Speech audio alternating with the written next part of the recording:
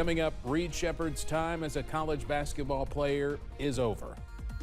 Dedicated to Eastern and Southern Kentucky, this is WYMT Mountain News at 11.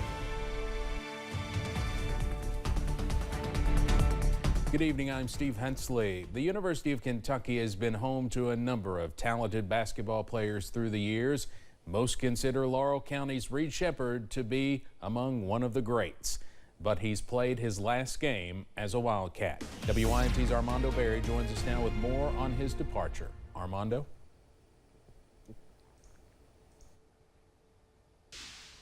One of the best basketball players from Eastern Kentucky in recent years, Reed Sheppard is headed to the pros after a single season at UK. And while many anticipated Reed may have returned to play for his dad's former teammate, Mark Pope, Sheppard's NBA draft stock was just too high to turn down.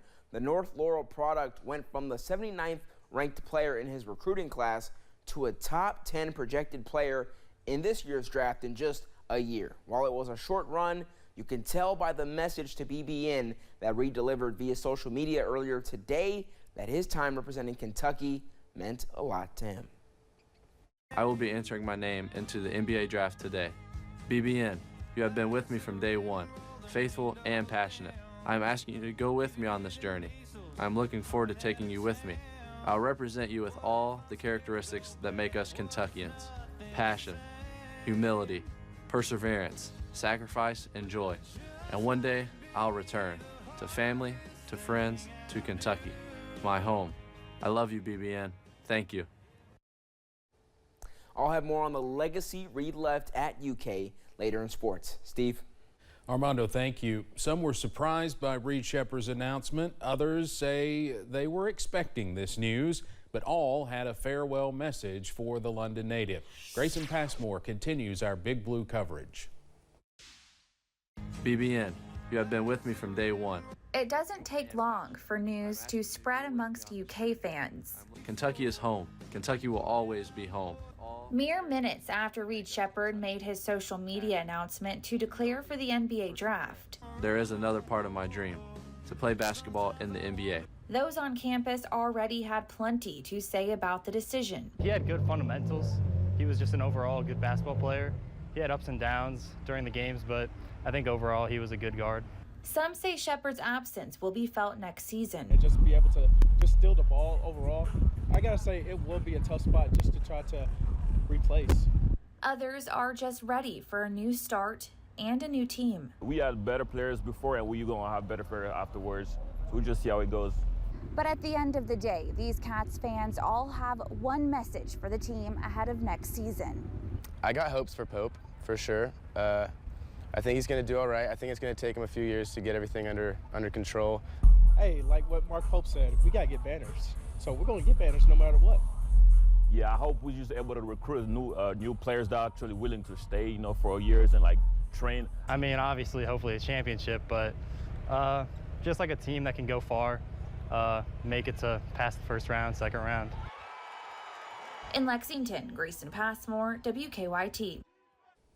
You can stay updated on Reed Sheppard's next steps with the NBA. Just download this free WYMT News app. Scan the QR code there on your screen.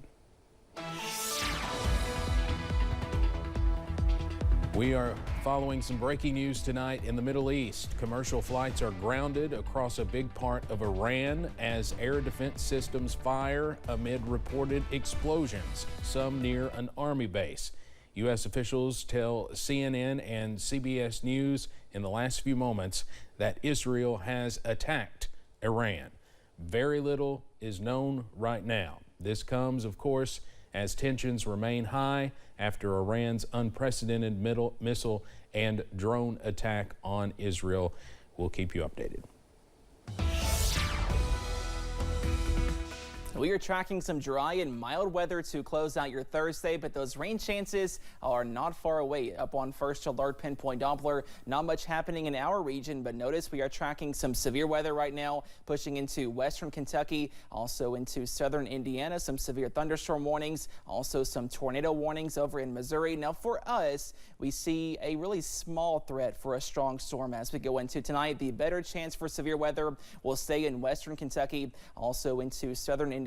Notice for our region, technically a level 1 risk of severe weather in place, but we are tracking a slow weakening trend as those storms move off to the east overnight tonight. Possibly some gusty winds, some heavy rainfall, but again, the threat is fairly low. Those temperatures right now in the middle to upper 60s and a few lower 70s, up to 75 in Jackson and 73 over in Pikeville. And most of us are back in the middle to lower 60s to wake up on Friday. Rain chances overnight, a few showers also possible on Friday, but cooler and drier air is on the way for this weekend. Those details coming up in just a few minutes. Steve? All right, Cameron, thank you. A man is behind bars after Pulaski County deputies say he lit a house on fire. Deputies say they were called to a home in Somerset yesterday afternoon. There, they determined Demarion Splunge intentionally set fire to the home. No one was inside. Deputies arrested Splunge and charged him with arson and wanton endangerment. He is in the Pulaski County Jail. We are working to learn more information about an incident at Fayette Mall in Lexington. Someone with a gunshot wound walked into the mall just before 2 this afternoon. Police say a man with a gunshot wound was found inside the mall. He told officers it was self-inflicted and it happened at his apartment. He was treated at the hospital. Police say no criminal charges are expected. A group of officials are celebrating more than $40 million secured from the state budget. Dozens from Clay, Jackson, Lee, Leslie, and Owsley counties gathered to celebrate the future of economic development in the region. Representative Tim Truitt says the funding will allow folks that moved away an opportunity to make their way back to the region with jobs and other developments. By supplying some of these funds needed, we're hoping that, people will start migrating back to Eastern Kentucky. We know if you live here, it's the greatest place on earth. And we just want to promote that. We want to be ready for when these people do come back. And we're excited that this year's budget was able to take care of a lot of those issues that we have in Eastern Kentucky.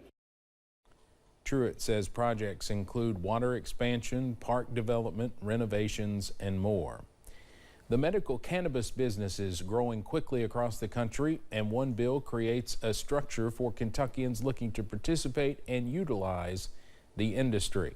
House Bill 829 was signed by Governor Beshear. It addresses concerns raised by last year's Senate Bill 47, which made the start date for Kentucky's medical cannabis business January 1st of 2025.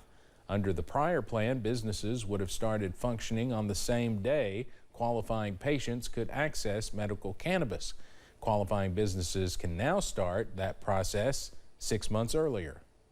I believe that anybody who is interested in being a part of this exciting new industry should have the opportunity to do so as long as they can do it safely and meet the necessary criteria. Governor Beshear says businesses can start applying on July 1st, with the application requiring information such as business history, owners, information, and financial information.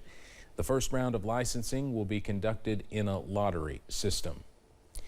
The first day of the Hillbilly Days Festival packed the streets of downtown Pikeville with more vendors and attractions than ever before. The 47th festival brought folks from all around to enjoy a day of food, fun, and festival favorites. Organizers at the Southeast Kentucky Chamber of Commerce and the City of Pikeville say a lot of work goes into preparing for the event, but the mission of helping kids is well worth it. And that mission of raising money for Shriners Hospitals for Children is something the Shriners say the community takes seriously. That means that anybody, no matter who they are, whether they're executive or a hillbilly, the lower class, hillbillies involves everybody. And we feel like that everybody's comfortable with that, and they like to get together and fellowship and enjoy raising money for the Shriners Hospital. The fun continues tomorrow and Saturday. If you go to Pikeville, don't forget to stop by our booth and pick up a WYMT Hillbilly Days button and take a picture at the Appalachian Wireless selfie stop. A two-day music festival is expected to bring thousands to Boyd County this weekend. Rock the Country will feature some big-name artists. Boyd County Tourism is expecting a crowd of 30,000 people each day. Now, the event kicks off tomorrow, but campers needed to have their RVs and campers parked by today. The promoter of the event says safety remains at the forefront. Just like any standard arena, and we say it all the time, just because we look like a big party in the woods does not mean that we don't want to deliver a great consumer experience or that we're safe. And so we have a full-time director of public safety and government relations on our team, the EMS team to fire department. As we mentioned, there are some big names taking the stage. Tomorrow we'll see Travis Tritt, Miranda Lambert, and Jason Aldean. On Saturday, you've got Nelly, Brantley Gilbert, and Kid Rock, who says he can't wait for a fun-filled weekend. When you can find people that, are working so hard for these places, especially as Kentucky, which we're talking about now, is when we can work with them to come together to create, I would call it freedom at its finest, to create an environment for people to come, let loose, have a good time, but also work together so we can have a good, safe time. Again, the festival runs through Saturday in Boyd County. You should be prepared for traffic congestion in that area. Coming up on Mountain News at 11, another day of trying to seat a jury for Donald Trump's hush money criminal trial. Plus, we are tracking some cooler conditions for this weekend. Your forecast coming up.